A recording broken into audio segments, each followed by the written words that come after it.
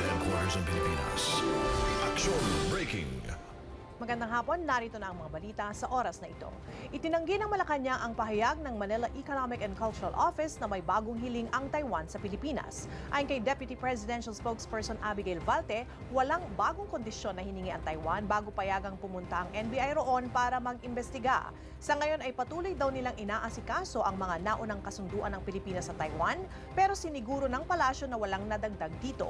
Pero bago nito, una nang sinabi ni MECO Chairman Amadeo Perez Jr. na hindi na naman nakalipad pa Taiwan ng NBI dahil may bago na naman itong hiniling. Yun nga lang, masyado raw itong mabigat kaya hindi mapagbigyan ng Pilipinas. Samantala, patay ang isang barangay kagawad sa Llanera, Nueva Ecija matapos barilin ng hinihinalang hired killer sa bisperas pa mismo ng kanyang kaarawan. Magka-43 anyos na sana bukas si Nick Apan pero di na ito pinaabot ng dalawang di pa nakikilalang suspect. Base sa investigasyon, alas 6 kaninang umaga nang lapitan si Apan ng mga suspect sa kanyang bakuran, saka agad binaril sa ulo. Nagawa pang isugod ang biktima sa ospital pero doon na rin nalagutan ng hininga. Blanco pa rin ang mga pulis sa motibo sa pagpatay.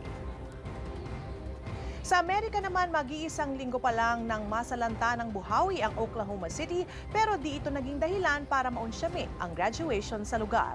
Sabay-sabay graduate sa isang stadium ang high school students ng 3 eskwelahan. Marami sa mga nagsipagtapos at gurong dumalo ay wasak pa rin ang bahay. Mabuti na lang daw at pansamantala nilang nalimutan ang trahedya sa tulong ng graduation. Matapos ang seremonya, sabay-sabay nagsigawan ang mga nagsipagtapos na tila masayang-masaya. Narito naman ang headlines ngayong hapon. Biyahe ng NBI pa Taiwan ngayong araw na unsyami na naman. Taiwan may bago na naman daw kasigiling pero imposibleng maibigay ng Pilipinas. Pakikiramay sa 12 anyos na PhilAm na nagpakamatay dahil daw sa pambubuli bumuho sa internet.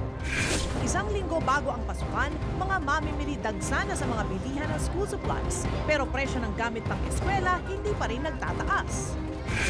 Coach Freddie Roach, kukumbinsihin na raw magretiro si People's Champ Manny Pacquiao sakaling bumagal o humina pa ito.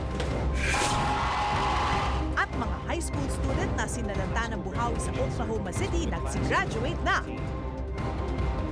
Makinig sa Radyo 5 92.3 News FM at mag-log on sa news5.com.ph para sa walang patid na balitaan ng News 5 everywhere.